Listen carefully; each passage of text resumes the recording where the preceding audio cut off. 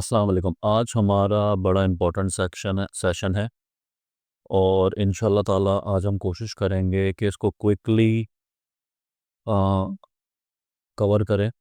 और जिस चीज़ को हम कवर कर रहे हैं आज वो है सारा का सारा बिज़नेस। आज सारा का सारा बिज़नेस डिस्कस होगा, कैलकुलेशंस इंशाल्लाह डिस्कस होंगी, थोड़ी बहुत स्ट्रैटेजीज़ डिस्कस होंगी, बिज़नेस मॉडल्स डिस्कस होंगे,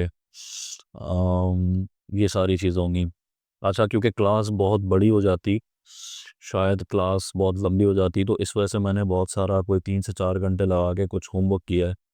वो होमवर्क करके फिर इसको अब कंपाइलेशन की तरफ लेके जा रहा हूँ ताकि आप जल्दी जल्दी इसको कवर कर सकें। क्योंकि बहुत सारी ऑडियंस मेरे दिमाग में होती है कि कौन सी ऑडियंस को मैं टारगेट कर रहा हूँ।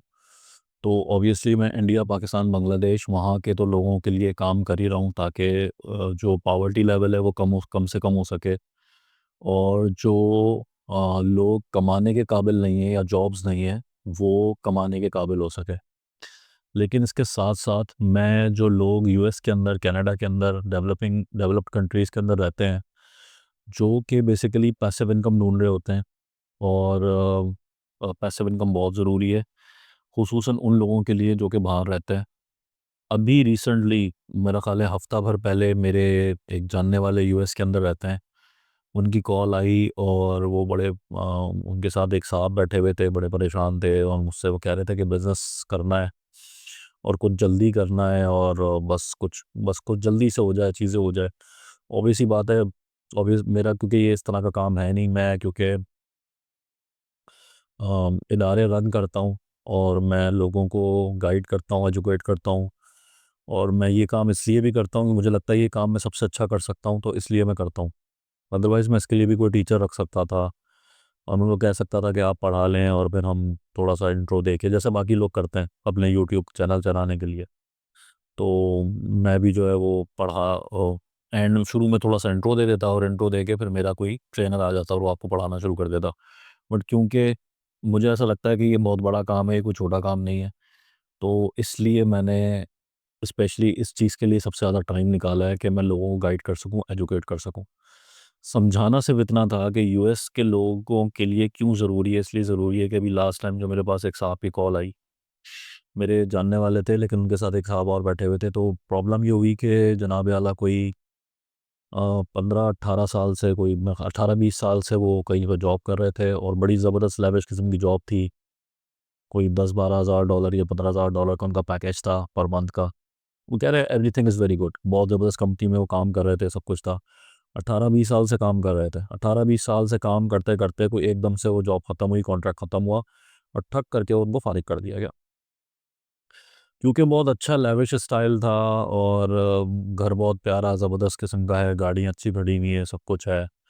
तो लिविंग स्टैंडर्ड भी ऑब्वियसली वैसा ही है, तो वो अपने लिविंग स्टैंडर्ड को गुज़ार रहे थे और वो रियलाइज़ नहीं कर पा रहे थे कि अगला क्या करना है। वो जॉब्स को ढूँढ रहे थे, अपने लेवल की जो जॉब्स होंगी वो ढूँढ रहे थे। तो 3 महीने गुज़र गए, 4 महीने गुज़र गए, इस वक़्त 6 महीने गुज़र गए, अभी जो जब उन्होंने मुझे कॉल किया, और वो बड़े ज़्यादा स्ट्रेस में, वो कह रहे हैं यार तौसीफ़, तेज़ी से जो है ना हमारे जो है ना वो कैश हमारा डिप्लीट हो रहा है।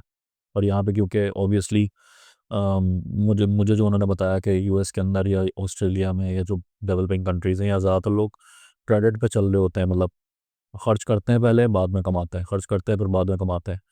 तो कैश सेविंग्स नहीं होती हैं, जो भी होता है वो फिर उससे घर ले लेते हैं या बड़ी बड़ी चीज़ें ले लेते हैं, या मॉर्गेज कराई हुई होती हैं चीज़ें, तो उनकी इंस्टॉलमेंट्स जा रही होती हैं। तो अब एकदम से पैनिक क्रिएट हो जाना और एकदम से खड़े हो जाना कि जनाबे वाला अब हमने क्या करना है, तो ये बड़ी अलार्मिंग सिचुएशन है कि अगर अब हम डिसाइड करेंगे कि अब हमने क्या करना है, तो ये बड़ी अलार्मिंग सिचुएशन है। तो मैंने कहा जनाब अगर कोई भी बिज़नेस हम करेंगे तो उसको बिज़नेस को करने में और खड़ा होने होने होने में भी बहुत टाइम लग जाएगा। तो ये कोई इतनी क्विक स्कीम नहीं है। बट वो ये थे कि यार तौसीफ़ कुछ भी करो और एकदम से कुछ कर कर आके खड़ा कर लो, भले मुझसे एक वन टाइम पेमेंट आप ले लो, 20-30 हज़ार डॉलर, 50 हज़ार डॉलर, और वो स्टार्ट करो, मेरे पास बस यही इनकम है। बहरहाल फिर वो हमने कुछ अब प्लानिंग करी, चीज़ें देखी, क्या कर सकते हैं, क्या नहीं कर सकते। बट उनको मैंने यही बोला कि आपकी किचन इनकम फ़ौरन सॉर्ट नहीं कर सकेगा। आप किचन इनकम के लिए फिर भी कोशिश करें कि लोअर पैकेज, जितना लोअर पैकेज पे आप जा सकते हैं वो करके आप स्टार्ट करें, तो हम वो कर सकते हैं। कहने का मकसद ये है इसे बताने के लिए कि यूएस वाले या कनाडा वाले या जर्मनी वाले या फॉर एग्जांपल जो जिनकी जिनकी ज़बरदस्त लाइव्स हैं और उनको वीएस टकर जाते हैं जो कहते हैं जी $200 $300 में काम करेंगे, ये करेंगे, वो करेंगे, और वो कहते हैं यार इसकी हमें क्या ज़रूरत है। तो आज मैंने उन लोगों के लिए भी स्पेशली इसलिए काम किया है कि मैं समझा सकूं कि इट्सी कोई छोटी चीज़ नहीं है। अगर हमें काम करना चाहिए तो उस पर किस तरीके से काम करना चाहिए। आज हम जो टोटल बात करेंगे वो बात करेंगे, पहले मैं छोटे छोटे कॉन्सेप्ट्स क्लियर कर दूं, वो इतनी बड़ी चीज़ें नहीं है। फिर हम आते हैं सारे के सारे कॉस्टिंग वगैरह पे। इसका एक पार्ट है कि जनाब free versus paid traffic, what works best first Etsy sellers. तो मैं आपको बता दूं फ्री वर्सेस पेड। फ्री जो है ना, फ्री समझ लें कोई 10 गुना हल्का कर देता है आपका काम बनस्बत पेड ट्रैफिक के। पहली चीज़ समझिएगा, 10 गुना भी हो सकता है, 20 गुना भी हो सकता है, 100 गुना भी हो सकता है। फ्री का मतलब क्या है? फ्री का मतलब ये है कि जितने भी प्लेटफॉर्म्स हैं जहाँ पे आप इसकी मार्केटिंग करेंगे, जहाँ जहाँ आप इसकी मार्केटिंग करेंगे, आप कह रहे हैं कि जनाब मेरे पास वक्त बहुत है। बहुत सारे जो हमारे ममालिक में लोग हैं, इनके पास वक्त बहुत होता है। For example Pakistan, India, Bangladesh की बात करूँ तो बेचारे ये कहते हैं यार खर्चा नहीं करवाओ, $1 $2 $5 $10 बच जाए, भले हमारे 10 दिन चले जाए, भले हमारा पूरा महीना चला जाए, भले हम साल भर तक बैठ के कुछ काम करते रहेंगे, लेकिन वो फ्री होना चाहिए। ये जो फ्री है ना, ये इसको समझना है, फ्री और पेड को समझना है। फ्री और पेड क्या चीज़ है? फ्री और पेड ये चीज़ है मेरे भाई कि कभी कभार ऐसा होता है कि फ्री करते करते करते करते आप ट्रैक से ही हट जाते हो, क्योंकि वो इतना लंबा हो जाता है काम कि जनाब आप पोस्टिंग्स कर रहे हो, कहीं पे चीज़ें कर रहे हो, कोई रिजल्ट नहीं आ रहा होता, क्योंकि आपके पास ट्रैफिक ही नहीं आ रही होती। ये ट्रैफिक आ रही होती है तो बहुत मुश्किल से आ रही होती है। हम सिर्फ कंटेंट लोड किए जा रहे होते हैं और उसका कोई वो नहीं होता। तो उसको बैठा लें कि आज के दौर में इतना फास्ट दौर हो गया है। फ्री किसी ज़माने में चल जाता था, मतलब 2006-7 के अंदर, 2006-7 के अंदर जब आप एसईओ वगैरह किया करते थे तो फ्री में ट्रैफिक आ जाती थी, हर जगह ट्रैफिक आ जाती थी। ये समझ लें आहिस्ता आहिस्ता करके डिप्लीट हो गई ये चीज़ें। अब फ्री कुछ भी नहीं आता। ये जितने प्लेटफॉर्म्स हैं, चाहे मेटा हो, फेसबुक आप इस्तेमाल करते हैं, Facebook, Instagram, YouTube, TikTok, Pinterest, ये जितने भी प्लेटफॉर्म्स हैं, इन सबको बिजनेस चाहिए और ये सब बिजनेस के लिए बैठे हुए हैं, क्योंकि इनके पास सारे के सारे लोग हैं। इनके पास कई कई 100 मिलियन लोग मौजूद हैं जो कि हर वक्त इनके प्लेटफॉर्म को इस्तेमाल कर रहे हैं। तो ये कहते हैं कि आप हमें थोड़ा सा पैसा खर्च करो ना, तो हम आपकी रीच इन तक छोड़ देंगे, इन तक ले जाएंगे। अदरवाइज हम कुछ भी देने को तैयार नहीं है। तो ये आज का दौर है। तो हमने फ्री से बचना है और पेड की तरफ जाना है। हम फ्री कब तक रहेंगे वो भी मैं आपको बता दूंगा कि हम फ्री यहाँ तक रहेंगे, उसके बाद फ्री ख़त्म हो जाएगा और पेड ट्रैफिक की तरफ जाना शुरू हो जाएंगे।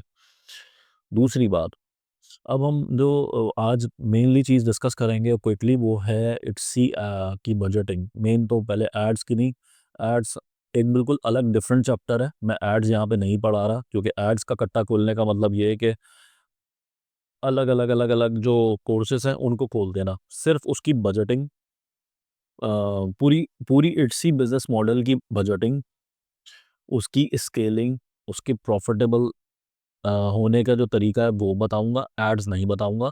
एड्स को लगा रहने दिया ताकि आपके दिमाग में ये रहे कि ये एक चीज़ रह गई है।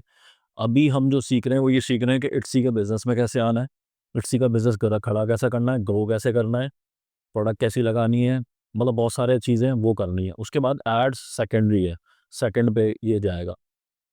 उसके बाद हमने प्लेटफॉर्म्स देखने हैं कि पिंटरेस्ट, इंस्टाग्राम, टिकटॉक, सेल्स वगैरह के हिसाब से, और ईमेल मार्केटिंग की लिस्ट को थोड़ा सा देखना है। इसके बाद हमारा जो है अगला मॉड्यूल स्टार्ट हो जाएगा। तो मैं आपको क्विकली लेके चलता हूँ एक्सेल शीट पे जो हमने क्रिएट की है आपको समझाने के लिए।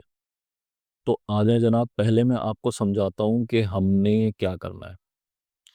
ये आ जाए, यहाँ से स्टार्ट करें। फॉर एग्जांपल ये बनाया Etsy product profit calculator. Etsy product profit calculator. Etsy product profit calculator जनाब क्या है?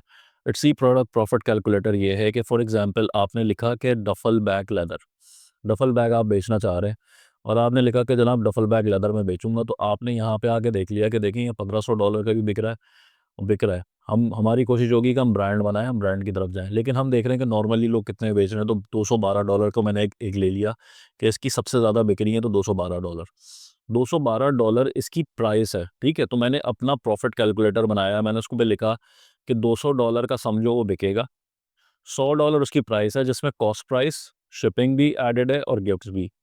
क्या है अभी बताता हूँ। इसकी छोटी सी लिस्टिंग फीस होती है, जब आप पहली प्रोडक्ट डालते हो तो उसकी लिस्टिंग फीस रिन्यू हो जाती है। ट्रांजैक्शन फीसेस हैं, ये एक परसेंटेज होता है, 6.5% के हिसाब से ये कुछ लगा हुआ होता है, और प्रोसेसिंग फ़ीस भी कुछ इसी हिसाब से लगी होती है, 6.25 होती है, और ये कुछ इस तरह की होती है। तो टोटल कॉस्ट आ गई है। टोटल कॉस्ट को जब हमने इसमें से माइनस किया है तो जनाब $80 का प्रॉफिट आ रहा है। तो ये प्रॉफिट कैलकुलेटर होता है, ये नेट पे भी अवेलेबल है, ये हमारे जो ग्रुप्स हैं उनमें भी अवेलेबल है। जब आप ग्रुप ज्वाइन करते हैं तो वहाँ पे भी आपको फाइल्स के अंदर मिल जाएगा। आपने उसमें जो है ना 2 चीज़ें पुट करनी है और आपने वो बना लेना है। इसमें जो 2 अहम चीज़ें हैं डिस्कस करने की, वो मैं डिस्कस कर लेता हूँ। प्रॉफिट कैलकुलेटर से प्रॉफिट निकालने के लिए थोड़ा-सा ये आइडिया देना कि पाकिस्तान में आज के हिसाब से अगर 280 रुपए का डॉलर है, इंडिया में 86 का है और बांग्लादेश में 121 का टका है। तो आप सिर्फ एक डफल बैग से कितना कमा रहे हैं? पाकिस्तानी 22,500 कमा रहा होगा, इंडियन 6,900 कमा रहा होगा, और जो बांग्लादेशी है वो 9,700 रुपए के कुछ अराउंड कमा रहा होगा सिर्फ एक डफल बैग बेचने से। अब एक चीज़ जो मैंने, और ये सब हाइपोथेटिकल है, ये ऐसा नहीं है कि बंदा कहे कि जनाब इतने का तो नहीं है, उतने का नहीं है, ये नहीं है, वो नहीं है, सब हाइपोथेटिकल है, मतलब ये फर्जी है सारा कुछ। लेकिन फर्जी करीब तरीन है, जैसे मैंने एक एग्जांपल दिया आपको। दूसरी बात ये है कि ये जो कॉस्ट प्राइस प्लस शिपिंग है, तो कॉस्ट प्राइस इसमें शामिल है $100 में। इसको हम इस तरह से ब्रेकअप करते हैं कि जनाब इसमें एक कॉस्ट आ रही होगी जो आपकी प्रोडक्ट की कॉस्ट है, और शिपिंग शिपिंग हो रही होगी पाकिस्तान से यूएस, या इंडिया से यूएस, या बांग्लादेश से यूएस।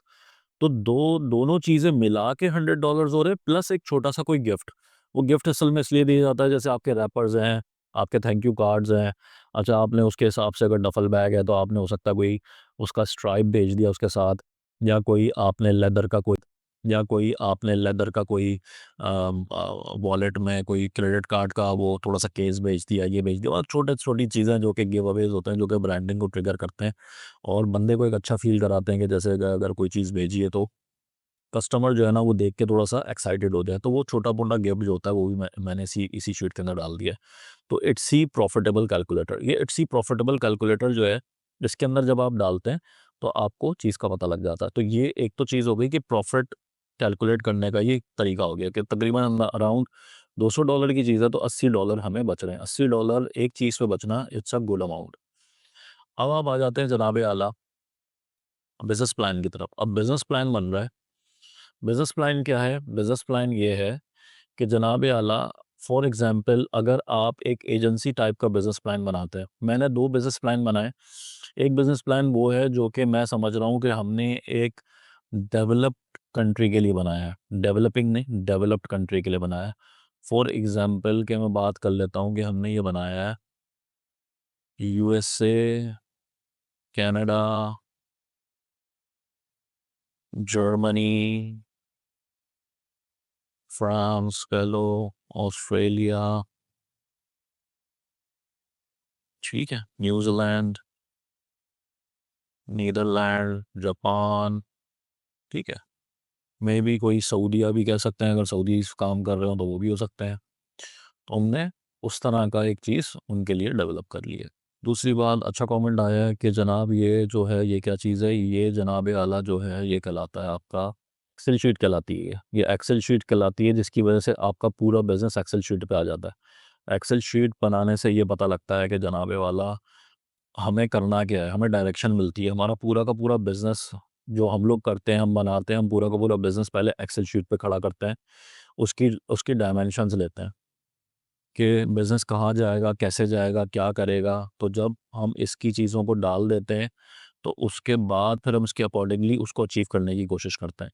ये जो प्लान बना था $10,000 की सेल्स को अचीव करने के लिए बना था, ये प्लान बनाया गया। तो ये जो प्लान है, फॉर एग्ज़ाम्पल इसमें आप एक सेल्स का टारगेट सेट करेंगे।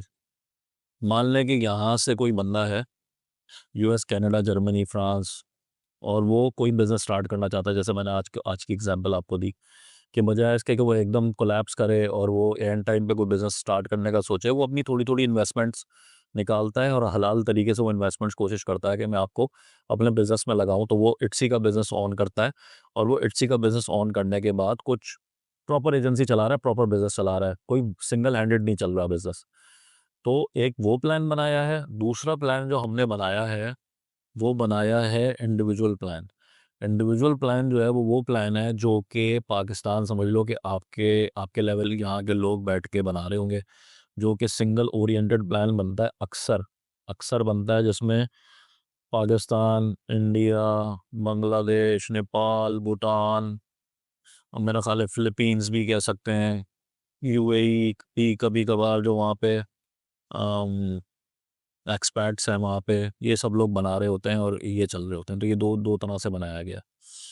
तो पहला समझ लेते हैं एजेंसी लेवल का। एजेंसी लेवल का ये कहता है कि फॉर एग्जांपल आप लेदर का आपने स्टोर बनाया, और लेदर का स्टोर बना के आप कहते हैं जी मेरा मेरा जो है ना वो देखिएगा, जो कर्जर नहीं जो मैं चला रहा हूँ, कि डफल बैग्स हम 20 बेचेंगे, जैकेट्स 50 बेचेंगे, जो लेदर के बूट्स होते हैं 20 बेचेंगे, सॉक्स बेचेंगे, बैट्स बेचेंगे, और भी चीज़ें आप बेच सकते हैं। बट आप टू स्टार्ट विद आप एक एक एक चीज़ों को वो लगाते हैं कि मैं 5 कैटेगरी से स्टार्ट करूँगा। आप 20 कैटेगरी तक ले जा सकते हैं एटसी के अंदर, 20 तक आप मैक्सिमम ले जा सकते हैं। आप कहते हैं 5 से स्टार्ट करूँगा, आप 5 से स्टार्ट करते हैं, और आप 5 से स्टार्ट करके ये कहते हैं कि मैं 20 यूनिट, ये मेरा टारगेट है, ये मैंने अभी अचीव नहीं किया, मैंने टारगेट बनाया है। और मैंने प्राइसेस भी वो लगाई हैं जो मैंने एटसी से देख के लगाई हैं, नॉर्मल एसी प्राइसेस। तो मेरा जो अमाउंट बन रहा है वो 20 को मल्टीप्लाई करोगे 200 से तो 4000 बन गया, 50 को करोगे 150 से तो 7500 बन गया। इस तरह से करते करते मेरा जो टोटल रेवेन्यू निकला है, जो सेल्स निकली है, वो 18,650 निकली है। मैंने डायरेक्ट इसकी कॉस्ट यहाँ पे निकाल दी है। ये सब हाइपोथेटिकल है। क्यों निकाल दी है? क्योंकि मुझे मुझे यहाँ पे मैंने प्रॉफिट कैलकुलेट कर लिया था, तो मुझे पता लग गया था कि अराउंड मेरी 60% मेरी कॉस्ट आ रही है, 40% मेरा प्रॉफिट आ रहा है। तो मुझे इसके अंदाजे के हिसाब से मैंने डायरेक्टली 60% कॉस्ट निकाल के अलग कर दी कि भाई ये सारे जो मामलात है, बन रहा होगा, जा रहा होगा, शिपिंग हो रही होगी, और जो पूरी प्रोडक्ट और शिपिंग कॉस्ट है। लेकिन इसमें भी बहुत कुछ बच सकता है, ज़रूरी नहीं है कि ये सब हाइपोथेटिकल है। मैंने 40% मोटा-मोटा निकाल लिया कि 40% मेरे पास ये बच रहा होगा। इसके बाद मैंने एक अच्छी वो रखी है, ह्यूमन रिसोर्स रखा है कि ये सब अचीव करने के लिए, अब वही बात है कि फ्री वर्सेस पेड। जो बाहर लेवल का बंदा है, अगर वो सिर्फ एक बंदा हायर कर ले, फॉर एग्जांपल हमारे पास जो टीम काम कर रही होती है वो कर रही होती है, इट्सी का स्टोर भी ये होता है, इट्सी की स्टोर लिस्टिंग लिस्टिंग का बंदा होता है, एक एसईओ का बंदा होता है, मेटा भी होता है, पिंटरेस्ट भी हो सकता है, टिकटॉक का भी हो सकता है, यूट्यूब का भी हो सकता है, फोटोग्राफर हो सकता है, वीडियो एड जनरेटर हो सकता है, रिव्यू जनरेटर हो सकता है, शिपिंग एंड लॉजिस्टिक्स होता है, व्यू यूट्यूब का होता है। ये सब क्या है? ये सब वो लोग हैं जो कि इसके स्टोर पे सर्विसेज दे रहे होते हैं। अब उन सर्विसेज की हमने एक बहुत बेयर मिनिमम प्राइस लगाई है कि वो महीने का क्या चार्ज कर रहे होंगे, बेयर मिनिमम है। लेट्स से कि यूएस, कनाडा, जर्मनी का बंदा हायर करता है पाकिस्तान, इंडिया, बांग्लादेश से बंदा, और वो उसको बेयर मिनिमम वैल्यू के ऊपर जो है ना वो बंदे सेलेक्ट करके रखता है। फॉर एग्जांपल वो $150 के ऊपर एक स्टोर भी ये लगता है। लिस्टिंग ऑपरेटर वो बंदा होता है जो कि प्रोडक्ट को ढूंढ रहा होता है, प्रोडक्ट की रिसर्च कर रहा होता है, प्रोडक्ट के सप्लायर से सेटिंग बना रहा होता है। सबसे ज़्यादा काम ये बंदा कर रहा होता है। अक्सर ये दोनों काम एक ही बंदा कर रहा होता है। हमने इसको भी अलग अलग किया है। ये सब बिजनेस का ओनर डिसाइड करता है। कभी कभार बिजनेस के ओनर को उतना नहीं होता, पता नहीं होता। और हमारे यहाँ जो कोर्सेज की क्वालिटी है, ख़ासतौर पे जो यूडेमी की है, या पाकिस्तान में जो कोर्सेज़ कराए जा रहे हैं, जिनका मुझे पता है कि 6-6 8-8 क्लासेस करा रहे होते हैं, उनका उनका लेवल इतना गिरा हुआ है, इतना गिरा हुआ है कि वो 8 क्लासों में करके उसको बम बना देते हैं कि जनाब आला ये जो है ना, बस एक ही बच्चा जो है ना, jack of all trade master of none, jack of all trade है, ये सब काम करेगा। तो वो सब काम जो छोटा होता है ना, उसको छोटा छोटा कह देते हैं कि जी ये छोटा करेगा सारे काम। तो छोटा इतना बड़ा स्टोर का रेवेन्यू जनरेट कभी भी नहीं कर सकता। उसको ये रेवेन्यू जनरेट करने करने में साल 2 साल लग जाएँगे। और वो भी उसकी लक है कि अगर मामला सारे सही चल गए तो। दूसरी बात ये है कि अगर एक ही बंदा सारे काम कर रहा होगा, तो वो ज़ाहिर-सी बात है कि रिमोट भी ये काम कर रहा होता है। कभी वो काम कर रहा होगा, कभी नहीं कर रहा होगा, कभी वो डिसहार्ड होगा, कभी वो फ्रस्ट्रेटेड होगा। तो ये सारे मामलात होते हैं। तो बिज़नेस चलाने के लिए हमें एक टीम दरकार है। वो टीम इतनी महँगी नहीं पड़ती, जितनी की लग रही होती है। इसलिए एक्सेल शीट बनाई जाती है। स्टोर का भी ये 150 ले रहा है। लिस्टिंग वाला जो ज़्यादातर मेजर काम कर रहा होता है, 300 ले रहा है। स्टोर का जो एसईओ ओनर होता है, जो डेली बेसिस पे बैठ के सिर्फ़ कीवर्ड की ऑप्टिमाइज़ेशन कर रहा होता है, अ कीवर्ड्स दे रहा होता है मुख्तलिफ टूल से निकाल के, और पूरी कीवर्ड का जो मैपिंग होती है वो उसके दिमाग में बसी हुई होती है कि मैंने किसको क्या कीवर्ड दिया है। ये कीवर्ड की बड़ी साइंस है। आप ज़ाहिर-सी बात है, एक लेदर जैकेट डाल रहे हो, आपने जो है 100 लेदर जैकेट्स लिस्ट करनी है। तो क्या आप 100 की 100 लेदर जैकेट्स को एक ही कीवर्ड दोगे कि जी लेदर जैकेट फॉर मेन और लेदर जैकेट फॉर वुमेन? नहीं। आप कीवर्ड का पिरामिड बनाते हो। ये काम इट्सी के वीए के एसईओ का है, जो ये देखता है कि मैं एक लिस्टिंग को कंपटीशन के हिसाब से कितनी लिस्टिंग्स पे कौन-सा मेन कीवर्ड डालूँगा और उस पे उसको ऑप्टिमाइज़ करने की कोशिश करूँगा, और किस लिस्टिंग पे सेकेंडरी डालूँगा, टर्शियरी डालूँगा, किस पे लॉन्ग टेल कीवर्ड डालूँगा, किस पे मैंने red leather jacket for women, ये कीवर्ड ये कीवर्ड किस प्रोडक्ट को असाइन करना है, येलो येलो किसको असाइन करना है। अच्छा, ग्रेइश एक कीवर्ड निकल कर आया कि ग्रेइश लेदर जैकेट फॉर फलाना। अच्छा, कॉपीराइटेड कीवर्ड होते हैं, फॉर एग्जांपल कॉपीराइटेड कीवर्ड होता है जैसे बॉम्बर जैकेट है, ये कॉपीराइटेड कीवर्ड्स हैं। हार्ले डेविडसन एक बहुत बड़ा ब्रांड है बाइक का, ये पेटेंट वर्ड्स है, ये कॉपीराइट वर्ड्स हैं। तो ये एसईओ वाले निकालते हैं कि भाई हम इस किस्म का कीवर्ड ना डालें जो कि इट्सी पिनलाइज करे या इट्सी बोले कि ये कॉपीराइट कीवर्ड जो है आप बेच रहे हैं, क्योंकि हार्ले डेविडसन, गुशी, लुई विटॉन, ये सारे ब्रांड्स हैं, और आप अगर ब्रांड्स का कीवर्ड यूज़ कर रहे हो और रेप्लिका बेच रहे हो तो आपका स्टोर पूरा पूरा सस्पेंड हो सकता है। इसलिए ये जो है इसकी भी बड़ी इंपॉर्टेंट जॉब होती है, इसलिए भी इसका दिमाग एक ही जगह पे फिट रहना ज़रूरी है, ताकि ये आपको उस बड़े हादसे से बचा सके। इसके बाद हमारे पास सारी की सारी सेल्स टीम आ जाती है, मार्केटिंग टीम आ जाती है, जिसमें मेटा का वीए मेटा का वीए का काम उसी वक़्त स्टार्ट हो जाता है जब पहली स्टोर की लिस्टिंग होती है। मेटा का बंदा अब यहाँ से फ्री वर्सेस पेड स्टार्ट होगा। पहले सारा फ्री काम स्टार्ट होगा। फ्री काम ये होता है कि जनाब वीए यहाँ पे जो है ना फ़ोटोग्राफ़र की मदद से और वीडियो एड जनरेटर की मदद से कंटेंट क्रिएट करेगा। ये 2 बंदे एड क्रिएट करते हैं। ये 2 बंदे ग्राफ़िक्स क्रिएट करते हैं, ये 2 बंदे जो हैं वो ऐड क्रिएट करते हैं, यही 2 बंदे जो हैं वो स्टोर के लिए लिस्टिंग्स वगैरह भी क्रिएट कर रहे होते हैं। और वो वन टाइम कॉस्ट पे भी रखे जा सकते हैं, ज़रूरी नहीं है कि ये रखे जाएँ, लेकिन शुरू में 2-3 महीने जब तक स्टोर डेवलप नहीं हो रहा, अगर ये मंथली बेसिस पे हो तो क्या ही बात है। ज़्यादा पेमेंट नहीं होती, क्योंकि अब यही टूल्स आ गए हैं, पहले ये बहुत ज़्यादा पेमेंट्स लगा करती थी, क्योंकि ये एक-एक लिस्टिंग के जो है 50-50, 100-100 डॉलर ले लिया करते थे। अब क्योंकि एआई टूल्स आ गए हैं, तो अगर आप इनको महीने के बेसिस पे भी इस पे फिक्स कर लेते हो, तो they are more than happy कि ये 2-2, 3-3 मिनट में, 5-5, 10-10 मिनट के अंदर एक वीडियो डेवलप कर लेते हैं, और महीने की अगर ये 25 से 30 वीडियो भी दे दें, तो गुड इनफ है। 15 भी दे दें, तो भी गुड इनफ है। कोई ऐसा मसला नहीं है। तो आप 3 महीने में इनसे 45 वीडियोज़ लेने के काबिल हो जाते हो, या 50 वीडियोज़ लेने के काबिल हो जाते हो। 3 महीने के बाद जाके हमने एड्स रन करने होते हैं। तो ऐड का बजट 3 महीने के बाद ही स्टार्ट होगा। तो ये वो 2 लोग हैं जो कि जनरेट करते हैं। फिर टिकटॉक वाला बंदा जो है, टिकटॉक पे इसको लगाता है।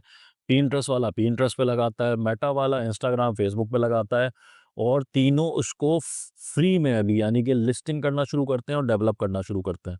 तीनों उसको लिस्ट करना शुरू करेंगे, डेवलप करना शुरू करेंगे, और इनमें एक बंदा जो होता है, जब आप प्रोडक्ट कर लेते हो, ये रिव्यू जनरेटर होता है।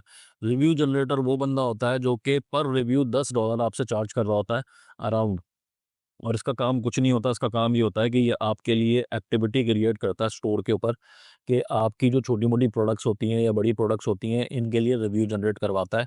ये थोड़े से कभी-कभार रिव्यूज़ जो होते हैं, ये एक्टिविटी क्रिएट करने के लिए होते हैं, परफ़ॉर्म करने के लिए होते हैं, ताकि एड्स अच्छे रन हो सकें, एड्स काम कर सकें। यूजुअली क्या होता है, आपने भी देखा होगा, अगर आप किसी भी स्टोर पे जाएँ और उसमें बिल्कुल नया स्टोर है, तो आप भी थोड़े से रिलक्टेंट होते हैं कि यार मैं चीज़ ले लूँ, पता चले इसकी चीज़ सही निकले ना निकले। तो आप थोड़े से ना रिलक्टेंट होते हैं कि पता नहीं लूँ नहीं लूँ, मैं ही शायद पहला बेवकूफ़ हूँ जो आगे इसकी इसकी चीज़ें खरीद रहा हूँ। तो एक्टिविटी क्रिएट करने के लिए, अथॉरिटी क्रिएट करने के लिए, आप पहले 2-4 रिव्यूज़ उस स्टोर पे 3 रिव्यूज़ क क्रिएट करवाते हैं। जिसके बाद जो है, जब एड्स चलना शुरू होते हैं और लोग आते हैं और लोग देखते हैं यार नया तो है, लेकिन मैं पहला बेवकूफ़ नहीं हूँ जो ये खरीद रहा है। मैं जो है वो तीसरा चौथा बंदा हूँ जो कि ये बंदा खरीद रहा है। तो उससे क्या होता है, आपकी ऐड की कॉस्ट जो है वो काफ़ी कम हो जाती है। तो रिव्यू जनरेटर अगर आपके पास 6 महीने लगा हुआ हो और आप उसको सिर्फ़ ये दे दो कि भई $10 पर रिव्यू हम आपको पेमेंट करेंगे, तो ये भी मार्केट में अवेलेबल होता है। इसके अलावा जो बड़ी एजेंसीज़ हैं उनमें शिपिंग एंड लॉजिस्टिक्स ज़रूरी नहीं है कि बंदा रख भी सकते हैं, और क्या कहते हैं, ज़रूरी नहीं भी है। ये अगर आपके पास शिपिंग एंड लॉजिस्टिक्स का कोई बंदा है, तो आप उसको रख सकते हैं। ये आपके बड़े पैसे बचाने के काम आता है, क्योंकि ये जो बंदा होता है, ये असल में आपको ये गाइड कर रहा होता है कि आपको शिपमेंट भेजनी कैसे है। आप डीएचएल के थ्रू भेजो, स्काईनेट के थ्रू भेजोगे, आप क्या कहते हैं वो पोस्ट ऑफिस के थ्रू भेजोगे, आप जो है ना वो कार्गो करवा लो, उसको कार्गो में चला जाएगा। आप इसको बाय हैंड कैरी भेज रहे हो दुबई, और दुबई से जाके जाएगा। आप उसको जो है ना वो एनटीएल के थ्रू भेज रहे हो। ये बंदा बड़ा काम का बंदा होता है। अगर ये बंदा ना हो तो आपका जो वीए है उसको ये इतनी चीज़ों का पता नहीं होता। वीए जाके आपके लिए सारे का सारा स्टॉक है वो सबसे करीबी दुकान को देके आ जाएगा। अगर वो डीएचएल को देके आ जाएगा तो समझ लो डीएचएल सबसे महँगा है पाकिस्तान से। अच्छा, अगर वो टीसीएस को देके आ जाएगा तो टीसीएस भी डीएचएल के थ्रू ही काम करता है। तो आपको ये कभी भी चीज़ें पता नहीं होंगी, तो आपको ये बंदा जो उससे रिलेटेड हो, इसका रखना बहुत ज़रूरी है। ये आपके बहुत सारे पैसे बचा रहा होता है। अगेन फिर यूट्यूब का वीए जो कि यूट्यूब का चैनल ग्रो कर रहा होता है, कंटेंट बना रहा होता है। इन सब का काम कंटेंट बनाना है। फोटोग्राफर, वीडियोग्राफर भी आपको थोड़ा-सा कंटेंट या कुछ आपको रॉ कंटेंट बना के दे देगा। बाकी ये सारे जितने भी लोग हैं, ये सारे का सारा कंटेंट बना रहे होते हैं थ्रू एआई, थ्रू आपस में जो है ना कम्युनिकेट करके, कि लड़का-लड़की आपस में जो है उसको पहन रहे हैं, उसको फ़ोटोशूट्स कर रहे हैं। एक छोटा-सा कमरे के अंदर उन्होंने थोड़ा-सा बना लिया है, और वहाँ पे बस वो क्या कहते हैं, तस्वीरें खिंचती रहती हैं, अच्छी तस्वीरें आ जाती हैं, उनको पोस्ट किया जाता है, उनको एआई में डाल के उससे वीडियो रेंडर की जाती है, ये सारा काम हो रहा है। तो इनका ठीक-ठाक काम होता है महीने भर का, और महीने के बाद काफ़ी चीज़ें निकल के आना शुरू हो जाती हैं। जितनी चीज़ें निकल कर आएँगी, उतनी चीज़ें आपकी बिकने के काबिल होंगी। फॉर एग्ज़ाम्पल कि ये जो बंदा है, अब मैं आपको बताता हूँ। ये देखें, ये मैंने क्लिक किया तो ये वीडियो चलना शुरू हो गई फॉर एग्ज़ाम्पल। ये मैंने इसको खोल के रखा हुआ है। अब आप देखें कि ये किसी ने तो पिक्चर खींची है। अब आप कहेंगे यार अच्छे-अच्छे मोबाइल आ गए हैं, हम ऐसा करके खींच लेते हैं। लेकिन फिर भी कोई बंदा है, यूएस का बंदा फॉर एग्ज़ाम्पल बैठा हुआ है, पाकिस्तान से इन्वेंटरी जा रही है। तो आपको कोई बंदा चाहिए जो कि इस किस्म के इमेजेस क्रिएट कर सके, इस किस्म के इमेजेस आपके बना सके। दूसरी बात ये है कि ये तो इस तरह की वीडियोज़ बना सकते हैं। ये तो एक नॉमिनल सी वीडियो है जो कि मेरे ख़्याल है दुकान की बनी हुई है। इस तरह की वीडियो, इस तरह के अच्छे वो बना सके जिसमें कि पिक्चर में बिक सके। अ, साइज़ेस दिखाए हुए हैं ताकि पिक्चर के अंदर बंदा देख के आराम से सिलेक्ट कर सके। पिक्चर में भी दिखाए हुए हैं कि अराउंड बड़ा बैग कैसा लग रहा है, ये 5 साइज़ेस कैसे दिख रहे हैं। कलर्स दिखा दिए हैं, बहुत अच्छी इमेज वो बनी हुई है कि आपको कलर्स दिखा दिए हैं। ये दिखा दिया है कि इसमें देखें कि ये नेचुरल लेदर है, तो इसमें जो उसका टेक्सचर है वो किस तरह का है। शूज़ भी दिखा दिए हैं, ऑल्दो कि ये शूज़ की वो नहीं है। ठीक है? तो इस तरह के आपने बना के दिखा दिए। जो रिव्यूज़ होते हैं शुरू में लिए जाते हैं, बाद में फिर कस्टमर्स भी रिव्यूज़ देना शुरू कर देते हैं। तो रिव्यू जनरेटर का काम ही होता है, ये रिव्यूज़ दे रहे हैं सारे के सारे कि कैसा लगा, कैसा नहीं लगा। तो ये रिव्यूज़ वाले का काम ये होता है कि वो इसको नोटिंग करता है कि क्या चल रहा है, क्या नहीं चल रहा। उसकी नज़र इस पे होती है। ये कस्टमर सर्विस का पार्ट में भी आता है, कि ये कस्टमर सर्विस के भी पार्ट में आता है। जो एसईओ वाला होता है, जो बीए एसईओ का होता है, वो बेसिकली इस डेटा पे काम कर रहा होता है, क्योंकि ये एल्गोरिदम बेस्ड डेटा होता है। ये एल्गोरिदम इसको उठाता है। ठीक हो गया? अक्सर लोग जो होते हैं, एक बंदा भी काम कर सकता है अगर वो बहुत अच्छा काम जानता है, 2 बंदे भी काम कर सकते हैं, 3 बंदे। सिर्फ़ मसला ये आता है कि टाइम इज़ मनी। जितने बंदे आपके शुरू में लगे हुए होंगे, उतनी स्पीड से आपका स्टोर डेवलप होगा, उतनी स्पीड से आप ऊपर आएँगे। और ये जो मेरी मेरी सजेशन है, ये सारे डेवलप कंट्रीज़ को है, क्योंकि उनको 100, 200, $300 नहीं कमाने। उनको कम से कम भी जो होता है $5000 मेरे दिमाग में उनके लिए होता है कि उन्होंने $5000 उनको हर महीने बचने चाहिए। तो उसके हिसाब से सारी सेटिंग हुई हुई है। अच्छा जनाब आला, अगर आप देखें कि ये अगर मैं इसको रेवेन्यू में से कॉस्ट जो मैंने बहुत ठीक-ठाक लगा के कॉस्ट लगाई है, अगर मैं उसको करूँ तो ये नेट प्रॉफ़िट आ रहा है 4860, और ये 4860 जो है ये डॉलर्स में है। 8460 जो पाकिस्तान के हिसाब से आज के हिसाब से 13,60,000 रुपए बनते हैं, इंडिया के हिसाब से 4,17,000 रुपए बनते हैं, और बांग्लादेश के हिसाब से 5,88,000 रुपीज़ बनते हैं। ये इतने पैसे बच रहे हैं। अब ये यूएस के बंदे को भी बच सकते हैं अगर वो सैलरी पे रखता है, ये पाकिस्तानी बंदे को भी बच सकते हैं, ये इंडियन को भी बच सकते हैं, ये बांग्लादेश को भी बच सकते हैं, अगर वो अपना स्टोर इस लेवल पर रन कर रहा है और चला रहा है। ये बात आप लोगों को कोई भी समझ ये कि ये बिज़नेस की कहानी आपको समझ में आ गई होगी। अब जनाब आला आप मुझसे एक बात कहोगे, अभी तो अभी नहीं कह रहे, लेकिन थोड़ी देर के बाद आपका दिमाग चलेगा, जब आप ये काम करने बैठोगे, मैं ये आपको बता देता हूँ, आप कहोगे तौसीफ भाई इसके अंदर ये सारी तो चीज़ें सीखें, पर प्रॉफिट तो तब निकलेगा ना जब ऐड चलेंगे, अभी तो ऐड ही नहीं चल रहे।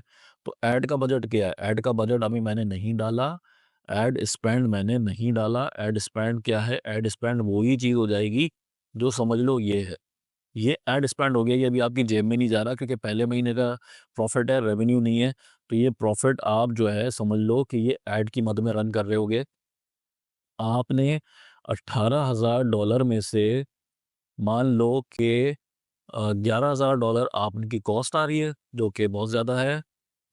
मैंने ज़्यादा ही बढ़ा के लगाई है, ठीक है? इससे कम आ रही होगी। 40% आपका मार्जिन था, ये भी चीज़ें मैंने बहुत ज़्यादा लगाई हैं। हो सकता है आप में से बहुत सारे लोग सीख रहे होंगे, बहुत सारे लोग इसको अप्लाई करना शुरू करेंगे, और ये कोई इतनी बड़ी चीज़ें भी नहीं होंगी, बहुत सारी चीज़ें। तो इसमें भी आपकी कॉस्ट कटिंग हो रही होगी, इसमें भी हो रही होगी, और ये मिला के जो है आपका लेट्स से कि सब कुछ देख-दिला के भी इतना बच रहा है, तो ये इसको बेचने के बाद ये सारी चीज़ें बच रही हैं, तो ये जो है हम अपने घर लेके नहीं जाएँगे, बल्कि इसको हम ऐड में कन्वर्ट कर लेंगे कि ये जो है 4,860 को हम अगर डिवाइड करते हैं फॉर एग्ज़ाम्पल यूनिट से डिवाइड करते हैं कि लेट्स से कि मुझे अराउंड एक जो यूनिट्स हैं वो 240 यूनिट्स बेचने हैं अराउंड। तो अगर मैं 240 को डिवाइड कर लेता हूँ तो तकरीबन $20 पर प्रोडक्ट सेल मेरे पास बजट है, जो कि बहुत अच्छा बजट है। आपके पास जो जो वीएज़ होते हैं, इनको जो बजट अलॉट किया जाता है, इनकी कोशिश होती है कि हम कम से कम रेवेन्यू के अंदर, कम से कम पर पर यूनिट सेल के अंदर रेवेन्यू को जनरेट करें। तो ये बहुत अच्छा बजट है कि अगर हम $20 का $30 का बजट इनको दे रहे हैं, तो ये बहुत ज़्यादा बजट है। इसके अंदर ये सब हँसते-खेलते जो है वो बड़े अच्छे तरीके से चीज़ें चला सकते हैं और कर सकते हैं। हो सकता है हम पहले महीने प्रॉफ़िट ना लें, दूसरे महीने ना लें, तीसरे महीने ना लें, लेकिन चौथे महीने से कुछ ना कुछ प्रॉफ़िट हमें आना शुरू हो जाएगा, 5वें से आना शुरू हो जाएगा, फिर छठे पे आते-आते ये पूरा प्रॉफ़िट आना शुरू हो जाएगा, 12वें महीने के अंदर ये बढ़ना भी शुरू हो जाएगा, क्योंकि इंक्रीज़ आना शुरू हो जाएगा, टीम मैच्योर हो जाएगी, सारी चीज़ें जो है ना वो अपनी सेटल होना शुरू हो जाएँगी। अ, जो जो शिपिंग कॉस्ट है वो भी सेटल होना शुरू हो जाएगी, शिपिंग का बंदा भी हमारा रनिंग में आ जाएगा। सारी चीज़ें होना शुरू हो जाएँगी, प्लस ये जो जितने प्लेटफ़ॉर्म्स हैं ये मैच्योर होना शुरू हो जाएँगे, मेटा, पिंटरेस्ट, टिकटॉक, यूट्यूब, ये सब मैच्योर होना शुरू हो जाएँगे, इन पे ट्रैफ़िक आना शुरू हो जाएगी और ट्रैफ़िक बढ़ती चली जाएगी। जो लोग नहीं भी ले रहे होंगे वो भी फिर लेना शुरू कर देंगे, तो ये रेवेन्यू तेज़ी से इंक्रीज़ करता चला जाएगा। तो ये पूरा का पूरा बिज़नेस मॉडल है, जिसके बाद बंदा ये सोच सकता है कि भई मुझे बिज़नेस स्टार्ट करना चाहिए। अब वो सवालात जिसमें वीए हमेशा फँसा रहता है, ये वीए अब जवाब देने के काबिल हो जाएगा। वीए किन सवालात में फँसा रहता है? वीए इन सवालात में फँसा रहता है कि पहला सवाल वीए से ये किया जाता है कि जनाब आला पैसे कितने लगाने हैं? तो ये वीए के पास कोई जवाब नहीं होता। इट्सी का वीए जनाब आला ये कहता है कि जनाब वो ज जितना आपके पास हो उतने से स्टार्ट कर लेंगे। उसको इस तरह की फ़ीज़िबिलिटी बना के देनी है कि सर आप डिसाइड कर लें कि आपको किस लेवल का गेम खेलना है। जिस लेवल का गेम खेलना है वो आप यहाँ पे लिखें, ठीक है? या आप मुझे बता दें, आप कितने यूनिट मतलब कितने यूनिट हमें बेचने हैं वो आप बता दें, प्राइसेज़ मैं लिख के दे देता हूँ आपको। एक अराउंड बजट आप बन जाएगा, 60% कॉस्ट निकाल दें, ये मैंने हाइपोथेटिकली उड़ा दी है, उनको पता है, ऐसा ना हो वो बोले कि भई ये पता नहीं कहाँ चली गई कॉस्ट और इतना मार्जिन है। क्या आप इतने मार्जिन से खुश हैं? वो कहेंगे हाँ यार ये तो मार्जिन बहुत अच्छा है, मेरी तो जॉब है वो $4,000 की है, $5,000 की है, तो बड़ा अच्छा है। फिर आप उनको बोलेंगे सर ये वाली कॉस्ट है, अब इनमें से जो-जो कॉस्ट आप बेयर करना चाहते हैं वो कॉस्ट कर बेयर करें। मेरा ताल्लुक ये है, मैं स्टोर सुपरवाइज़र हूँ बनूँगा, या मैं एसईओ वाला हूँ, मैं चीज़ें चलाऊँगा या जो भी करूँगा। तो या ये एजेंसी वाले होते हैं, एजेंसी के पास ये सारे बंदे होते हैं, वो उनको जॉब्स दे रहे होते हैं। तो एजेंसी वाला भी ये काम कर सकता है, और इस पे ये भी कह सकता है क्लाइंट कि भई मैं आपको $2600 नहीं दूँगा, मैं आपको $2500 दूँगा, $2000 दूँगा। आपने $2000 के अंदर मेरा जो सिस्टम है वो मैनेज करना है। तो आप ये इस तरह भी कर सकते हैं, और फिर जाके इट्सी का वीए जो है बहुत सारे सवालात देने के काबिल हो जाता है कि सर हम इस अमाउंट को अचीव करने की कोशिश कर रहे हैं, 3 महीने 6 महीने के अंदर इंशाल्लाह हम इस अमाउंट को अचीव करेंगे, हमारा सप्लायर ये होगा, हम सप्लाई इस तरीके से बनाएँगे। सर आपने अपने पास जो है क्या कहते हैं कुछ डिस्पैच का सिस्टम आपने अपने पास भी थोड़ा-सा रेडी करके रखना है और आपने छोटा-सा वेयरहाउस अपने घर के अंदर भी बनाना है। ये सारे मामलात और कभी सर शिपिंग और रिटर्न्स आएँगे तो शिपिंग और रिटर्न्स आपने हमारे बिहाफ़ पे अपने घर पे रिसीव करना है क्योंकि इनका एड्रेस डाला जा रहा होगा। तो इससे क्या होगा ऑपरेशंस बहुत अच्छे हो जाएँगे, बहुत ज़्यादा अच्छे हो जाएँगे। और फिर क्या होगा कि आपका स्टोर तेज़ी से चलना शुरू हो जाएगा। आप देखेंगे 1 महीने में स्टोर का लुक निकलेगा, 2 महीने में कुछ, 3 महीने में कुछ, एकदम से कोई 2, 4, 6 सेलें आना शुरू होंगी, ठक करके उठेगा। हमने तकरीबन 240 यूनिट्स की सेल का तख़मीना लगाया है। हम इसको फिर तेज़ी से ग्रो कर सकेंगे। ये हो गई कहानी एजेंसी लेवल की, ठीक हो गया?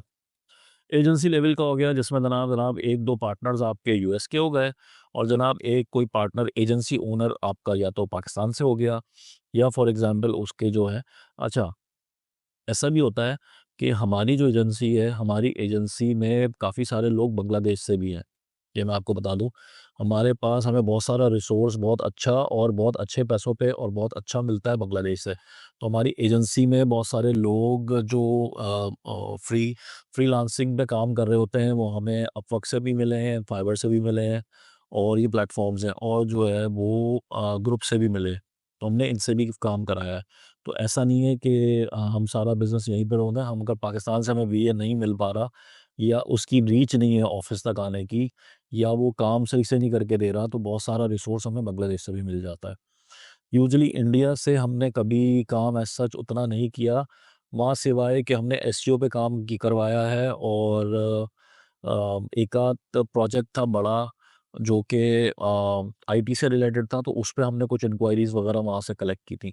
बहरहाल, लेकिन काम तो काम है कहीं से भी किया जा सकता है, कोई ऐसा मसला नहीं है। तो ये एजेंसी लेवल का प्लान हो गया, ठीक हो गया। अब हम आ जाते हैं इंडिविजुअल लेवल का प्लान। अब ये इंडिविजुअल लेवल का प्लान वो है जो कि बंदा ये कहता है कि जनाब आला वो मैं जो है ना अभी खुद से छोटा-सा स्टार्ट करूँगा। ये तो छोटा-सा स्टार्ट है ना, छोटा-सा स्टार्ट वैसे कोई स्टार्ट नहीं होता। आप अकाउंट बना लिया, अक्सर क्या होता है क्योंकि अकाउंट अब फ्री बन रहे हैं, जैसे मैंने आपको बनाना सिखा दिया फ्री में अकाउंट, आपको पेमेंट गेटवे भी दे दिया, तो बंदा कहता है यार इसमें काम ही क्या है? मतलब मैं आहिस्ता-आहिस्ता करूँगा, ग्रो करूँगा, मुझे किसी को रखना नहीं है, मुझे किसी को देना नहीं है। इवन लोगों के पास पैसे भी नहीं होते, तो वो पैसे के लिए ही काम कर रहे होते हैं, तो वो कहते हैं कि जनाब मेरे पास पैसे ही नहीं है। तो मैं क्या करूँ? मैं किसको रखूँगा? मैं हायर थोड़ी कर सकता हूँ, मैं कहाँ पढ़ूँ? मैं खुद ही कर लूँगा, खुद ही कर लूँगा। तो तो ये बात समझ में आती है कि हाँ यार, जब बंदे के पैसे ही नहीं है तो वो कहाँ से इतना स्टाफ रखेगा? तो हमने क्या किया सारा स्टाफ इस वाले एरिया में वो कर दिया जब पाकिस्तान, इंडिया, बांग्लादेश से बंदा खुद काम कर रहा है। अब वो ही स्टोर का वीए है, वो ही लिस्टिंग भी कर रहा है, वो ही एसईओ भी कर रहा है। तो समझ लो उसकी कोई प्राइस नहीं है लेकिन उसने अपनी एक इनकम रखी हुई, क्या मैं $100 भी कमा लूँ तो बहुत है। फिर वो आगे जाके जब एड्स रन कर रहा होगा तो समझ लो $100 उसने अपने ही खुद रखे हुए हैं कि जनाब मैं $100 एड्स के भी ले लूँगा जब मैं चला रहा हूँगा।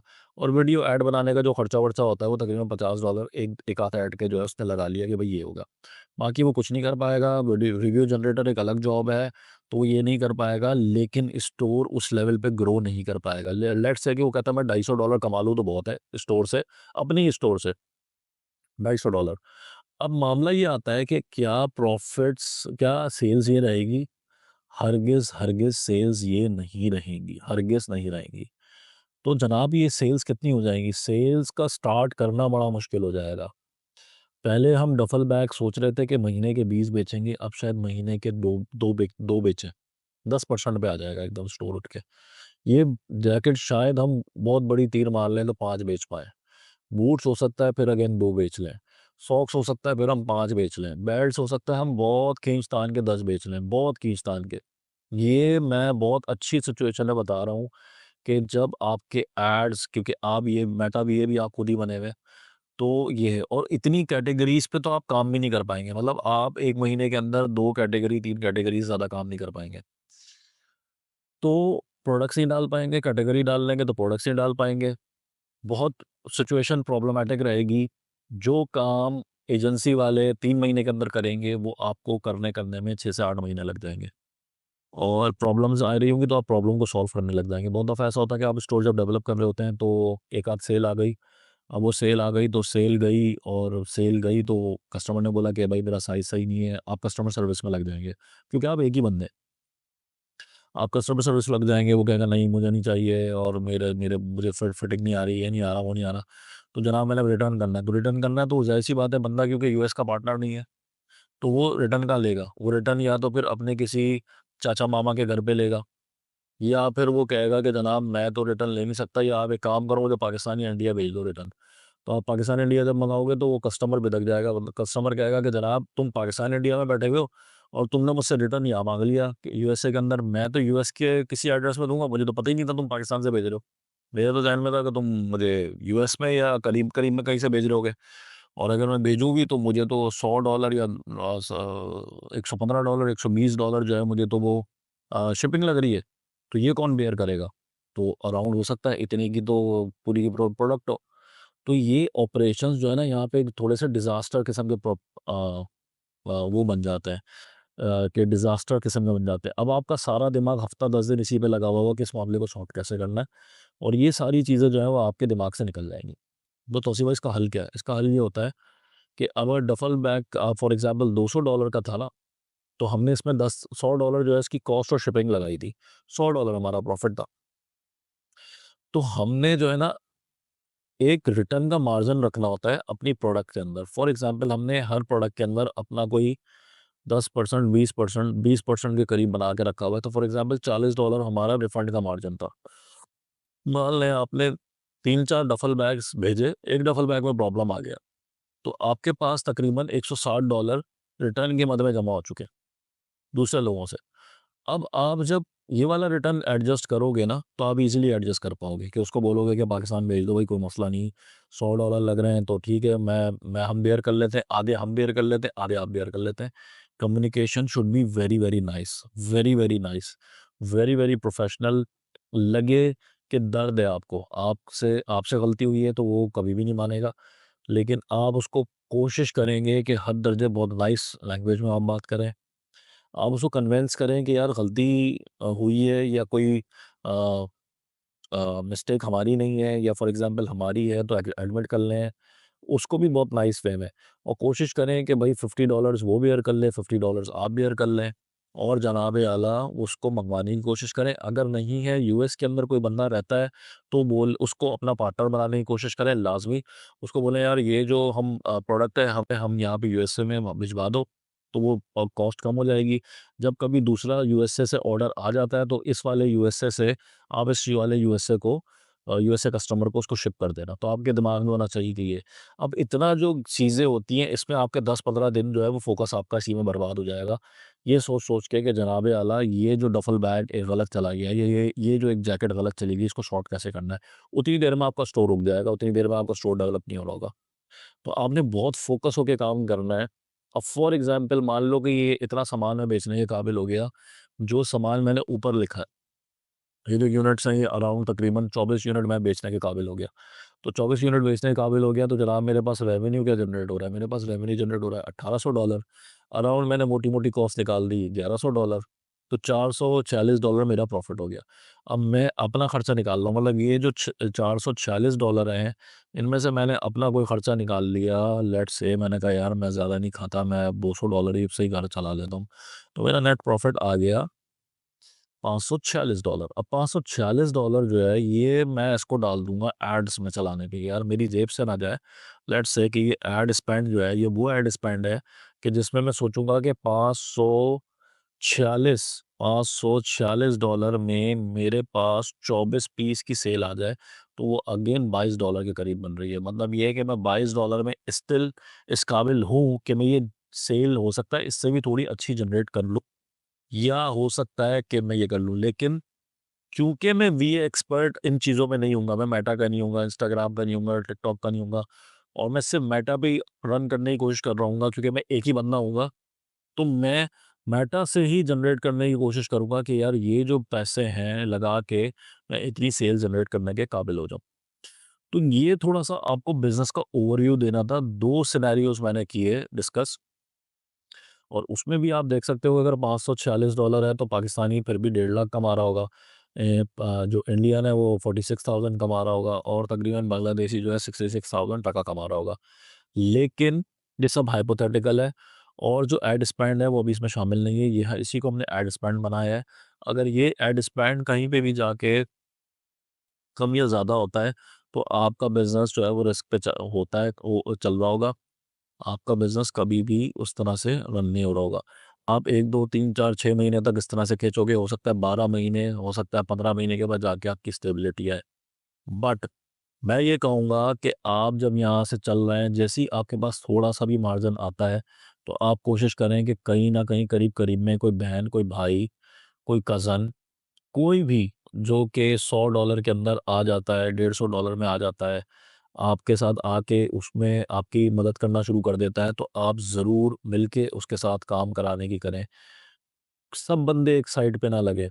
एक स्टोर सँभालेगा, वो ये एक बंदा कोई एक एड प्लेटफ़ॉर्म सँभालेगा, कोई एक आध बंदी जो है वो फ़ोटोग्राफ़ी, वीडियोग्राफ़ी देख लेगी, फ़ोटोग्राफ़ी, वीडियोग्राफ़ी देख लेगी और तीनों मिलके काम करेंगे, तो ये स्टोर अगेन कुछ ना कुछ उसी लेगेसी को पकड़ना शुरू कर देगा जिस जिस लेगेसी पे ये स्टोर खड़ा हुआ है। तो ये चीज़ें हो जाएँगी। बाकी अगर आपको हमारी किसी भी किस्म की मदद की ज़रूरत हो, तो हमारी एजेंसी इस हवाले से हाज़िर है। हमारी एजेंसी का नाम है गौरी लॉन्चपैड, ये हमारी एजेंसी का नाम है। इस पे भी हम बहुत सारी सर्विसेज़ दे रहे होते हैं। बहुत सारी चीज़ें हैं जो कि पैकेजिंग है, फॉर एग्ज़ाम्पल आप फ्लायर्स वगैरह बॉक्सेस मंगवाना चाह रहे हैं। आप कह रहे हैं यार मैं वहाँ से भी शिपमेंट कर सकता हूँ, यूएसए से, ऑस्ट्रेलिया से। मेरी ब्रांडिंग के कोई चीज़ें मुझे मिल जाएँ। आप सोशल मीडिया पोस्ट हैंडल करवाना चाह रहे हैं। आप प्रोडक्ट हंटिंग चाह रहे हैं, आप कह रहे हैं यार हमें सप्लायर ही अरेंज कर दो, यहाँ हमें यूएसए के अंदर कौन सा सप्लायर मिलेगा। तो आप ये करना चाह रहे हैं। आप लॉजिस्टिक्स में काम ऑब्वियसली जब आप यहीं से अगर ले रहे होंगे तो आपको लॉजिस्टिक्स में भी बड़ा फ़ायदा होगा कि US, UK, Germany, France, Italy, Japan और इसके अलावा तकरीबन है कोई मेरा ख़्याल है 50 के करीब कंट्रीज़ हैं जहाँ पे लॉजिस्टिक्स वहाँ से डील हो सकती है। तो वो हो सकता है, फिर वीडियो कमर्शियल्स बन सकते हैं 15 सेकंड का, पोर्ट्रेट है, लैंडस्केप है। तो बहुत सारी सर्विसेज़ हैं जो कि आपको उस हवाले से मिल सकती हैं। तो ये चीज़ें हो सकती हैं। और ये कंपनी जो है वैसे भी इतने अराउंड इतने सारे जो कंट्रीज़ हैं वहाँ पे इट्सी, वॉलमार्ट, अमेज़न की सर्विसेज़ दे ही रहा होता है। तो आप जो है इसको भी चेकआउट कर सकते हैं। ठीक है? और क्योंकि आप अगर हमारे ही स्टूडेंट होते हैं तो हम ऑब्वियसली इसमें काफ़ी ज़्यादा जो है ना आपको रिलैक्सेशन भी दे रहे होते हैं। तो ये चीज़ हो गई। अब जो चीज़ मैं आपसे मज़ीद अगला टॉपिक पे जाता हूँ, फॉर एग्ज़ाम्पल ये 2 चीज़ हमने डिस्कस कर ली, ये कर ली। इसी तरह से यूएसए का प्रॉफ़िट कैलकुलेटर है, इसी तरह से यूके का प्रॉफ़िट कैलकुलेटर है। यूके की मार्केट यूएसए से कदरन हल्की मार्केट है, बट अगर यहाँ पे प्रोडक्ट रिसर्च में कोई ऐसी प्रोडक्ट आ जाती है जो कि यूएस यूके के हिसाब से है, मतलब यूके के लोग पसंद कर सकते हैं। यूके में आर्ट लवर्स हैं, इससे ज़्यादा आर्ट लवर्स ऑस्ट्रेलिया में हैं। ऑस्ट्रेलिया में तो मतलब बड़ा ज़बरदस्त आर्ट का हिसाब किताब है, मतलब वो महंगे भी ख़रीदते हैं आर्ट। हमारे यहाँ पाकिस्तान हैंडीक्राफ्ट जाता है, वहाँ पे काफ़ी ज़्यादा हैंडीक्राफ्ट के अंदर लोग बहुत ज़्यादा उसको पसंद करते हैं। यहाँ पे लोग कौड़ियों का मोल लेने को भी तैयार नहीं होते, लेकिन वही चीज़ वहाँ पे बहुत अच्छी जाती है। और यूजुअली दुबई से लोग पाकिस्तान आते हैं, यहाँ से हैंडीक्राफ्ट ख़रीदते हैं, दुबई लेके जाते हैं और दुबई से फिर ऑस्ट्रेलिया शिप करते हैं। छोटे-छोटे बैगेजेस होते हैं, मैं कोई बड़े बड़े उसकी बात नहीं कर रहा। टर्की ले जाके बेचते हैं। टर्की में असल में पूरी दुनिया में जो सबसे सस्ता माल होता है वो अच्छा और सस्ता माल वो टर्की में टूरिस्ट शॉप्स को बेचा जाता है। तो यूरोपियंस क्योंकि वहीं से जो है ना ज़्यादातर ख़रीद रहे होता है। तो ये उसके थोड़े से डायनामिक्स हैं। तो यूके का भी प्रॉफ़िट कैलकुलेटर है। आप देखेंगे कि यूएसए के अंदर अगर बंदा ₹22,000 कमा रहा था सेम स्पेक्स के साथ, तो यहाँ ₹19,000 कमा रहा है। और ये थोड़ी-सी इस हिसाब से जो मार्केट है इसमें ये है कि शिपिंग जो होती है कदरन यूएसए के यूके में शिपिंग सस्ती चली जाती है कदरन यूएसए के। यूएसए में काफ़ी महंगी शिपिंग जा रही होती है, इसके अकॉर्डिंगली 50-60% पे शिपिंग यूके में हो जाती है और उससे भी ज़्यादा आधे पे यूएई में हो जाती है। तो ये थोड़ा-सा शिपिंग का भी हिसाब-किताब है। इसी तरह फिर प्रॉफ़िट कैलकुलेटर जर्मनी का है और फिर फ्रांस, इटली, ऑस्ट्रेलिया, न्यूज़ीलैंड क्योंकि जर्मनी में आते हैं। तो इनसे भी रिलेटेड जो हैं वो इसी शीट के अंदर है। तो आप अगर ये हमारा व्हाट्सएप जॉइन जॉइन करते हैं व्हाट्सएप चैनल या वो तो ये वहाँ से भी आपको मिल सकता है। हमारे फेसबुक ग्रुप से भी मिल सकता है। यूडेमी पे पूरा कोर्स डाला हुआ है इसके हवाले से, मेरा ख्याल अपलोड हो जाएगा इंशाल्लाह इस महीने। तो पूरा प्रॉपर इट्सी का बिज़नेस ओरिएंटेड कोर्स आ रहा है कि जिसमें हमने उनको कैप्शन ये लगाया था कि $10,000 हम किस तरीके से बना सकते हैं। लेकिन अब इसमें इसी में देखो ये तकरीबन $18,650 की तो यहाँ पे एक प्लानिंग लगी हुई है, और इसको बढ़ाना कोई बड़ी बात नहीं है। अगर आपके पास मेटा के वीएस, टिकटॉक के वीएस और ये इनकी क्वालिटी अच्छी है, जैसे जैसे इनकी क्वालिटी अच्छी से अच्छी बढ़ती चली जाएगी, इनके टारगेट्स अच्छे होते चले जाएंगे, इनके अम, जो क्या कहते हैं एड स्पेंड है वो अच्छे से अच्छे होते चले जाएंगे, वैसे सेल्स बढ़ती चली जाएंगी। ये इसमें एक दफ़ा पैसा लगाने की देर है कि जनाब अगर हम पैसा लगा रहे हैं तो हमें कितना इसको इन्वेस्ट करना है। एक कॉन्सेप्ट समझिएगा, अक्सर क्या होता है कि यूएसए में जो बंदे होते हैं वो दो तरह के होते हैं। एक यूएसए का बंदा होता है जो कि वो असल में ना डरा हुआ होता है, सहमा हुआ होता है। हमारा वाला बंदा भी जो होता है वो इतना इतना एजुकेटेड नहीं होता, और वो भी अपने बस वो इसी 150 और $200 के दरमियान ही फंसा हुआ होता है कि ये $150 बढ़ा के मैं किसी तरह से जेब से $300 निकाल लूँ।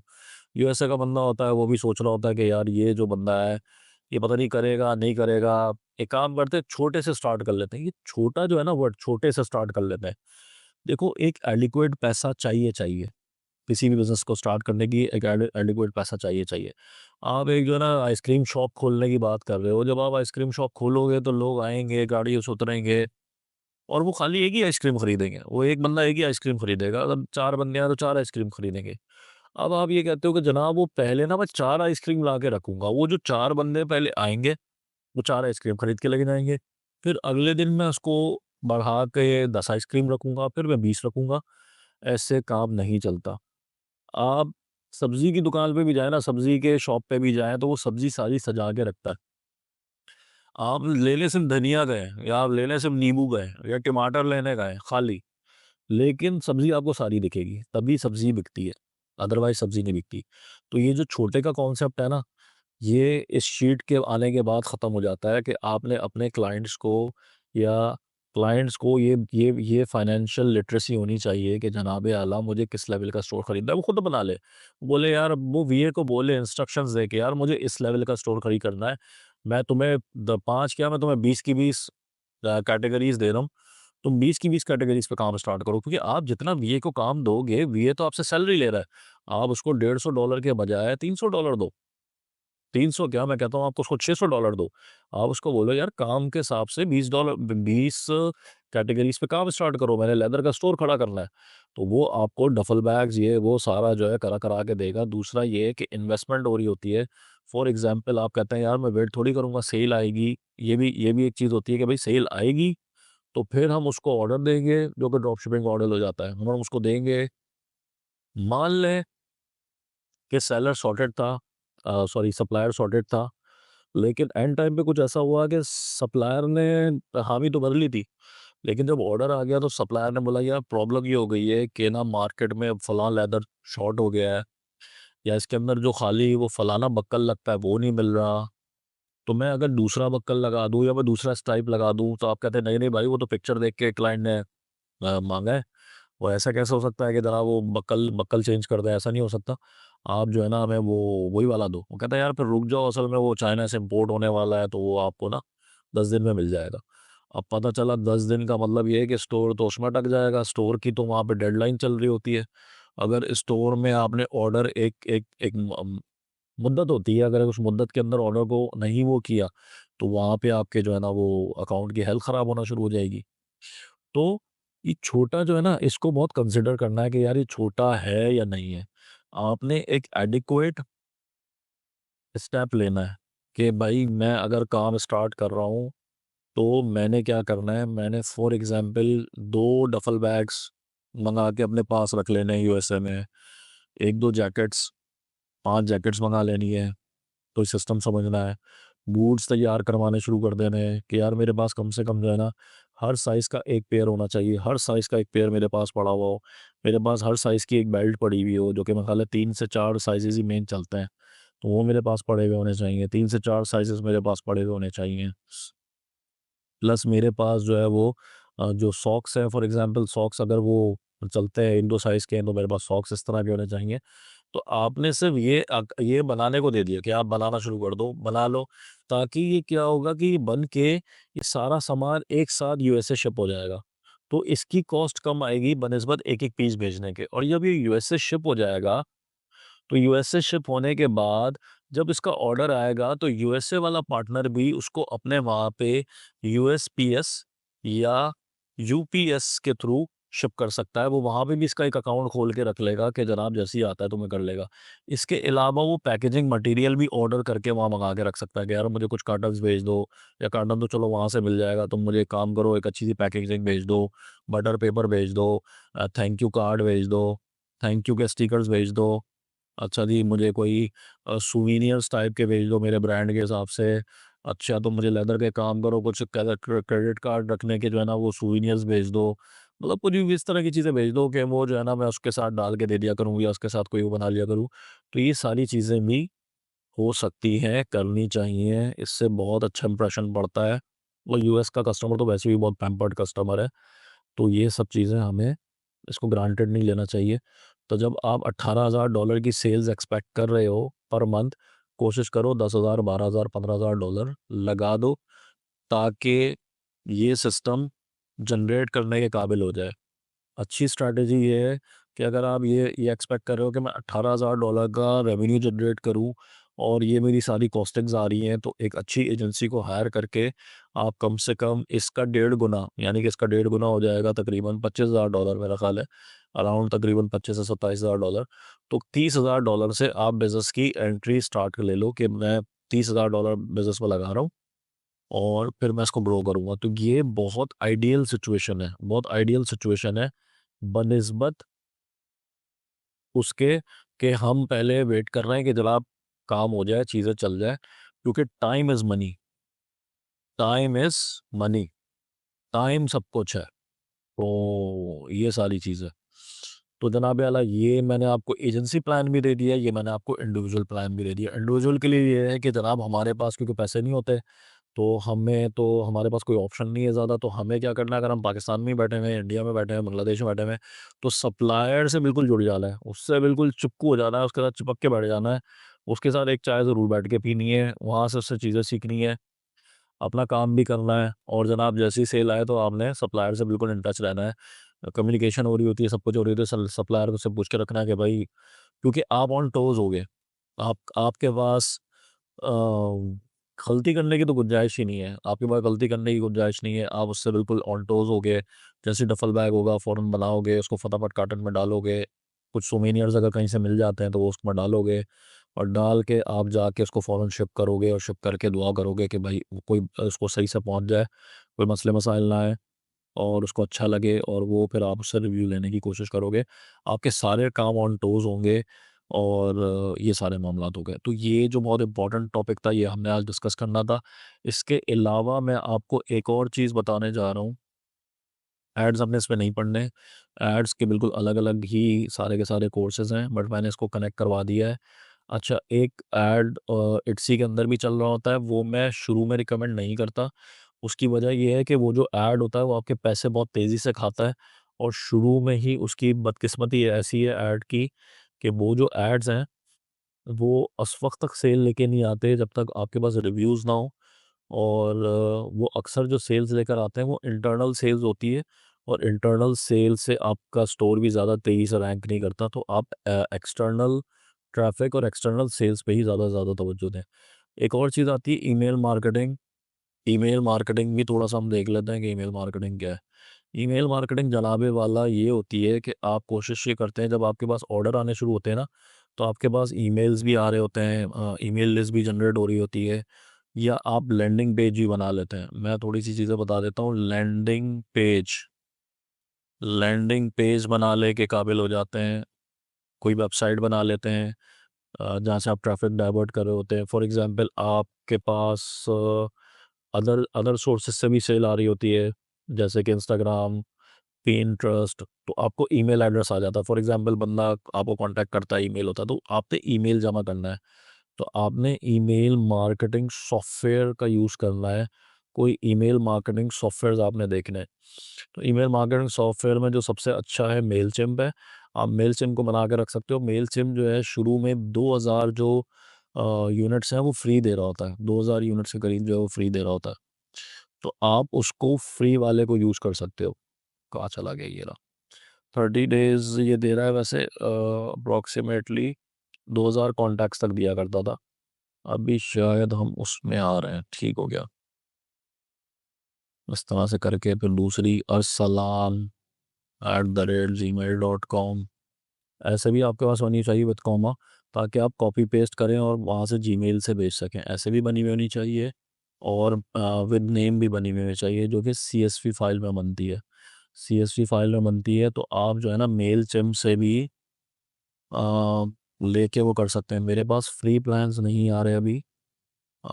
ये वही दिखा रहा है मुझे, यार सेंड ईच मंथ प्रीमियम आ रहा है। फ्री भी आता था जनाब। ये देखो दे रहा है 500 लिमिट है, 500 कॉन्टैक्ट्स की। ये पहले 2000 थी, अभी पता नहीं ये 500 क्यों कर दिए। आप अपनी तरफ से भी चेक करना इसको। मेरा ख्याल है इंडिया में काफ़ी बेटर रेट है इसका। पाकिस्तान में भी ये आ रहा है, बांग्लादेश का मुझे आइडिया नहीं है, तो आप खुद से इसको चेक करना। ये क्या करता है, अच्छा इसकी क्या ख़ासियत है। इसकी ख़ासियत ये है कि ये थोड़े से ना आपको वो बना के दे देता है, टेम्पलेट्स अच्छे बना के दे देता है। इसका सेंडिंग रेट अच्छा है, ये लाजमी सेंड होता है, लोगों के पास पहुंचता है। अगर लोग उसको स्पैम में ना डालें तो इसका जो सेंडिंग रेट है वो बहुत अच्छा है। तो आप इसको ज़रूर चेक कर सकते हैं, ठीक है। शुरू से ही ईमेल लिस्ट बनाना शुरू करते हैं। शुरू में ये ज़्यादा काम नहीं कर रही होती, लेकिन जब 100-200 क्लाइंट्स की लिस्ट बन जाती है, फिर आप कोई नई ऑफ़र भी देते हैं तो 200 क्लाइंट्स को एक साथ मैसेज चला जाता है। मैं आपको एक और चीज़ बताता चलूँ, वो था अकाउंट्स। अकाउंट्स में आपने कोशिश ये करनी है कि जब आप शुरू में काम कर रहे होंगे, लोग अक्सर एक्सेल शीट पे कोशिश कीजिएगा या खाता बना लीजिएगा। जब भी आप इसका कोई बैंक अकाउंट बनाएँगे, खुसूसन यूएस वाले, क्योंकि उनको टैक्स फ़ाइल करना होता है, यूएस वालों को, यूके वालों को, इनको उनको टैक्स तो हमें भी फ़ाइल करना होता है। बट ये होता है क्योंकि शुरू शुरू में हमारे यहाँ क्योंकि इंडिविजुअल अकाउंट से ही लोग बना के वो कर रहे होते हैं, सारे पैसे इंडिविजुअल अकाउंट में ही आ रहे होते हैं। तो कोशिश ये करें कि अगर आप कोई कंपनी का अकाउंट खोल रहे हैं तो एक कंपनी बना के 500,000 500,000 रुपए के अंदर कंपनी बन जाती है। 500 वैसे तो एनटीएन फ्री है पाकिस्तान में तो आप जो है वो कंपनी बना लेते हो, कंपनी का अकाउंट खोल लेते हो एक बैंक से, और कोशिश ये करो कि जो कंपनी का अकाउंट खोल लेते हो, सारी पेमेंट्स कंपनी के अकाउंट से ही की जाएँ। जितने भी बिज़नेस एक्सपेंसेस हैं, वो कंपनी के अकाउंट से की जाएँ। कंपनी का अकाउंट आपका अलग होना चाहिए, पर्सनल अकाउंट आपका अलग होना चाहिए। जो भी आप सैलरी विथड्रॉ करते हो, वो कंपनी अकाउंट से विथड्रॉ होगी पर्सनल अकाउंट में। लेट्स से आपने $100 की अपनी सैलरी लगाई हुई है कि यार मैं $100 लूँगा, तो भले कंपनी लॉस में जा रही है जाए, आपने $100 जो है वो अपनी कंपनी अकाउंट से ट्रांसफ़र कर लेने हैं, 22,000 रुपए हर महीने, ठीक है?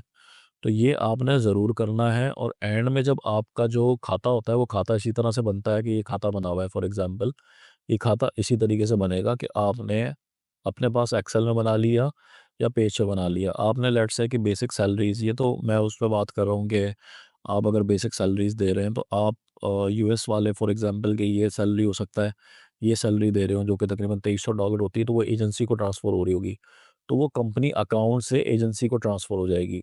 ये एजेंसी के मामले में हो गया कि एजेंसी को ट्रांसफ़र हो गई। तो एजेंसी अकाउंट को जब ट्रांसफ़र हो गई, तो ये जो पैसे हैं, ये आपके मेन अकाउंट से, यानी कि कंपनी के अकाउंट से, क्योंकि वहाँ पे यूएस में ज़्यादातर लोग एलएलसी बनाते हैं, ऑब्वियसली एलएलसी बना के फिर प्रॉपर कारोबार स्टार्ट करते हैं। एलएलसी बनाने के बगैर जो है इंडिविजुअल अकाउंट ही बन जाता है, लेकिन वो भी फिर बिज़नेस में कैलकुलेट होना शुरू हो जाता है।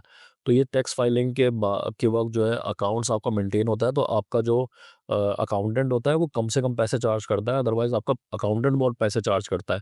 तो ये भी एक पैसे बचाने का तरीका है।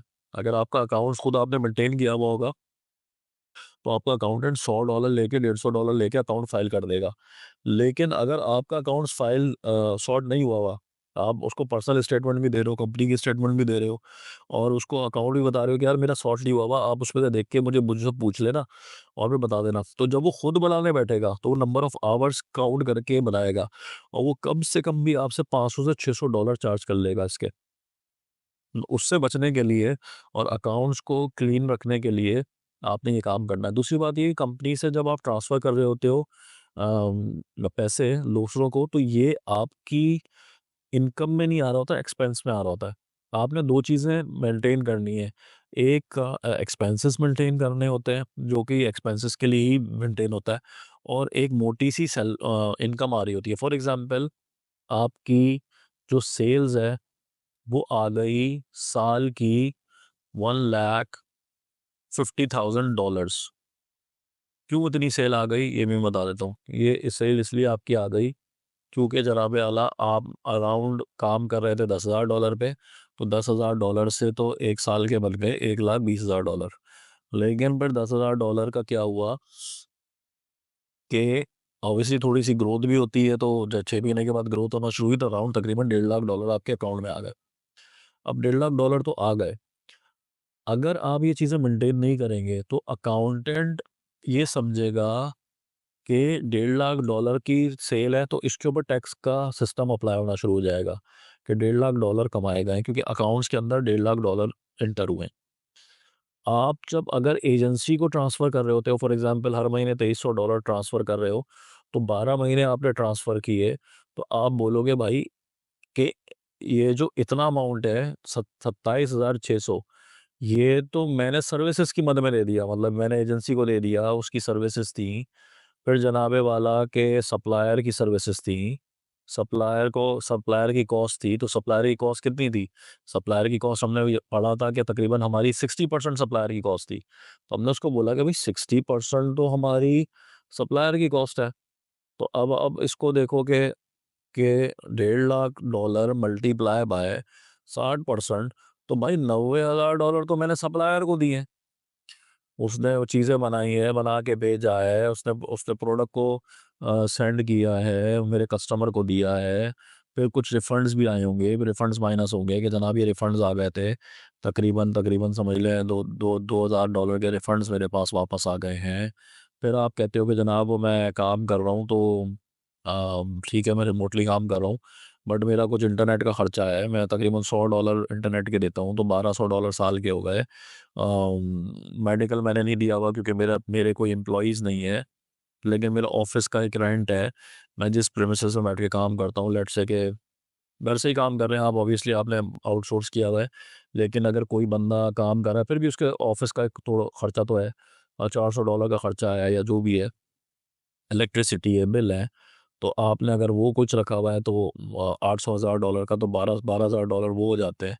फिर जनाब आला ट्रैवलिंग एक्सपेंस है, फॉर एग्ज़ाम्पल आप किसी से मिलने जा रहे हैं, मतलब जितने भी बिज़नेस के एक्सपेंसेस होते हैं, ये आप गूगल करके भी निकाल सकते हैं, वो आप सब इसमें डालेंगे। आपके पोस्टेजेस के हैं, आपके पास ये जो हमने सामान अभी डिस्कस किया था, हमने यहाँ से भेजा, आपके पास पहुँच गया, अब आप भी पोस्टेजेस कर रहे हैं, आप वहाँ से कस्टमर्स को भेज रहे हैं, ये भेज रहे हैं, तो आपके पास सारा रिकॉर्ड होना चाहिए, आपने लिखा हुआ होना चाहिए बस।